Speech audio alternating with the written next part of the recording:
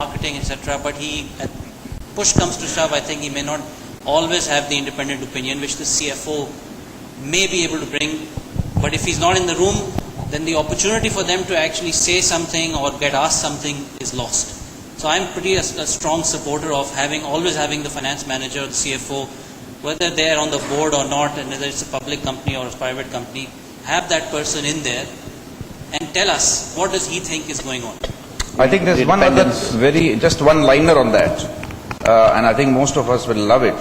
Finance really is the language of business.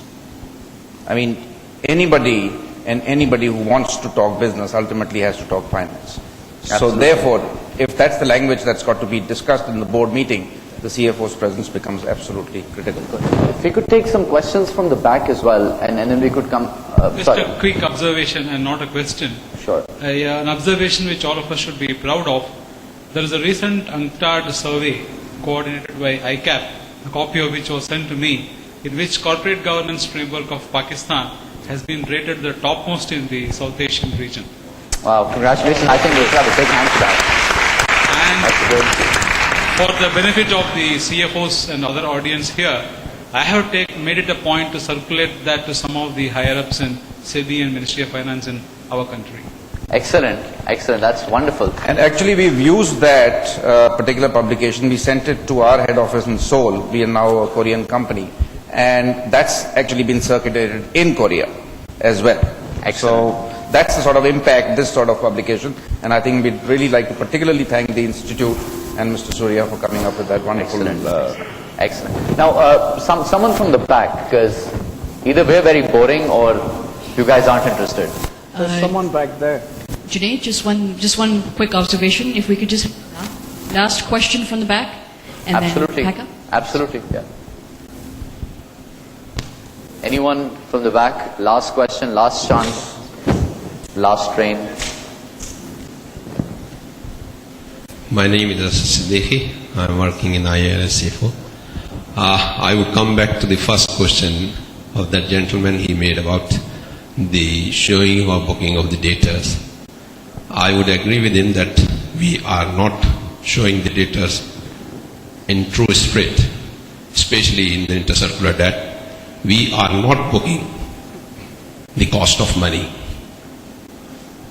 All the CFOs should, either the amount is payable or receivable, should book the cost of money because of the delays recovery or because of the delays, so that their performance can be judged.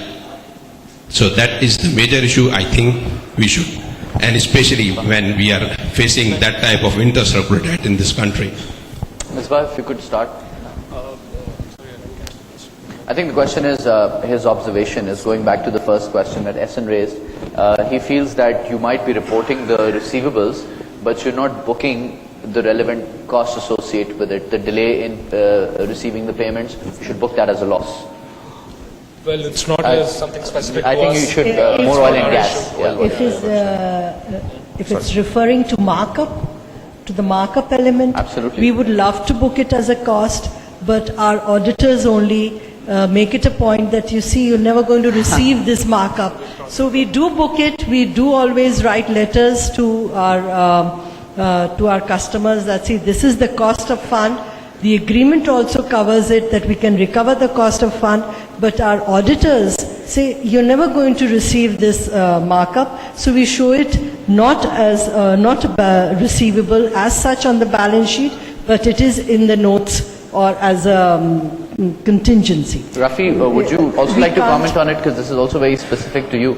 I mean, we know of independent power producers who have receivables from either KESC or WABDA, and A, they're not getting any markup, B, they don't know if they will get markup and at what rate. So how should the accounting treatment be? Well, I think first just I revert to the previous comment that yes, the auditors have told us to do something, but if we take a step back, for me it's an assessment of, as the CFO, do I record something which I think is unlikely or very remote will ever happen? Yeah.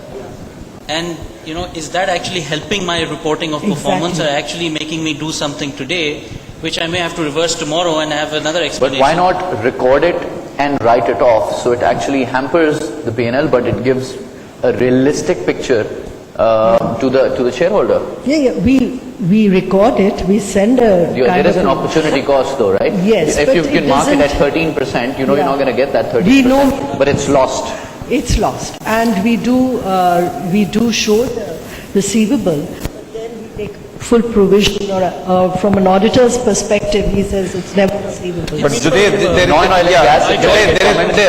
another aspect to this, and Junaid, being a finance man, would understand it. It is an opportunity cost, which of course doesn't get recorded, but it gets reflected in the value of the business. All right, there's no direct, black and white के अंदर recording नहीं होती कि जी इतनी cost हुई है, इतनी income हुई, but at the end of the day, you'll end up, because of the money that's stuck up, you'll end up paying higher charges on your overdraft. So that interest cost is actually funding your debtors. आप दोनों, because your products go out in the market and sometimes you probably give credit to the market, and in probably recording that, you could face similar issues. We used to have this We used problem, to, no but more. now we've rectified it to a great extent. Because now we made it clear to everyone, these are the number of credit days, and if there's one day over that, markup will be charged. Because that is the actual cost that we incur. The banks don't leave us, they will charge us that markup. And I think I fully agree with that question, because the receivables, if they are beyond the due date, there's a certain cost involved in it. And we have to book it, and gradually we have to recover it. I know it's difficult for oil companies, but I'm talking for the other companies. In our case, we are very clear that yes, you have to book markup, not only book it, but collect it. But who do you recover it from? Those See, customers at least will in their default. case, the customer will. Yeah, in your pay them case, back, you can right? recover from the customer, but in the oil company's case, where the customer could be the It's the government, in sovereign. most Oh, yeah. cases, sovereign. It could be different There's a major for different problem. people, exactly, and we do exactly the same thing, but it doesn't mean that it's best for the oil industry. But having said that, otherwise, opportunity costing is, this debate always. Some companies will have it, some don't. Some companies will have it for some time period, and then it goes away, and then it comes back. This is what we see. So yes, for management accounting and management reporting, you definitely see that opportunity cost, but not. I don't know if there is a value Cost in. accounting, yeah. Briefly, just before we end this, I think we've come back to the circular debt a couple of times because it's having an impact on the liquidity situation in the market. It's raising a question about accounting policy as well. And if you don't mind, we'd quickly like to get a comment on this from Yaqub Sattar Saab, because he's at the epicenter of this storm. And I think it's very important from an accounting philosophy perspective that you have these receivables. Obviously, how do you accurately reflect the opportunity lost in your accounting statements? What Asad was talking about, the gentleman at the back who asked that question, that if I start recording my interest income on my receivables, I would have to record something like 12 to 14 billion rupees. And if tomorrow I don't get that money, what I would have done is I would have paid 5 billion tax on that. And then if I don't get paid, it will take me a lifetime to recover the 5 billion of the tax that I have paid.